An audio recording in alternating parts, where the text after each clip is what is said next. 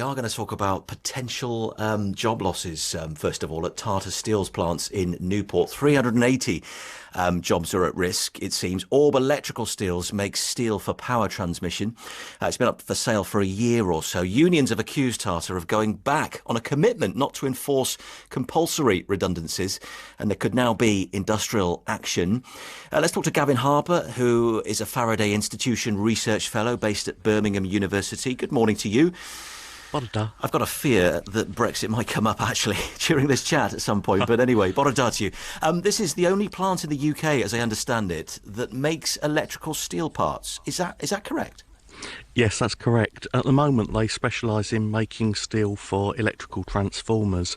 However, it doesn't take a giant leap of the imagination to think that they could be making steels for electric vehicle motors and generators for offshore wind turbines and other renewable energy.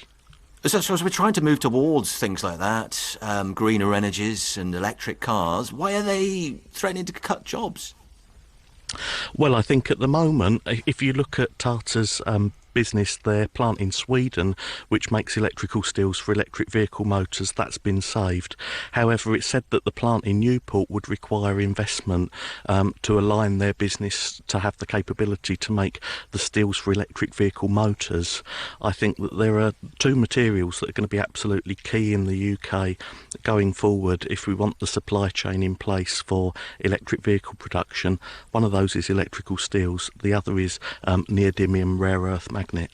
And again, Brexit, sorry, I tried, but I couldn't. Does this mean the UK, because of the fears of a Brexit at the moment and a possible no deal and so on, is becoming a more unattractive place to manufacture electric vehicles? All the uncertainty? Yeah, I think the UK automotive industry, it's facing attacks from all sides at the moment.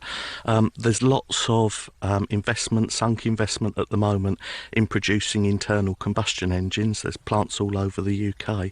But obviously that's a technology that's going to start to taper down in the years to come. The government's said its commitment to phase out petrol and diesel vehicles. And so we really need to look to the future, to alternatives. And obviously electric drivetrains are going to be key moving forwards.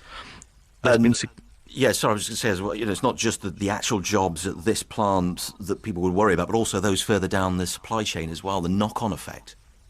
Yeah, that's correct. So if we want to keep vehicle manufacturing in the UK, we need to ensure that supply chain's in place to deliver all of the components and make the UK an attractive place to manufacture.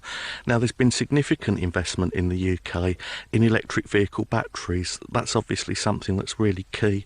Ralph Speth, the CEO of Jaguar Land Rover, he said that having battery manufacturing in the UK is key to retaining the automotive industry here. But the flip side of that is we also going to need electric motors for these electric vehicles, and that's really another area that we need to focus on to ensure that's in place. We know that unions are now fighting these job losses. We'll keep a close eye on that story. Thanks very much. That's Gavin Harper there from Birmingham University. It's coming up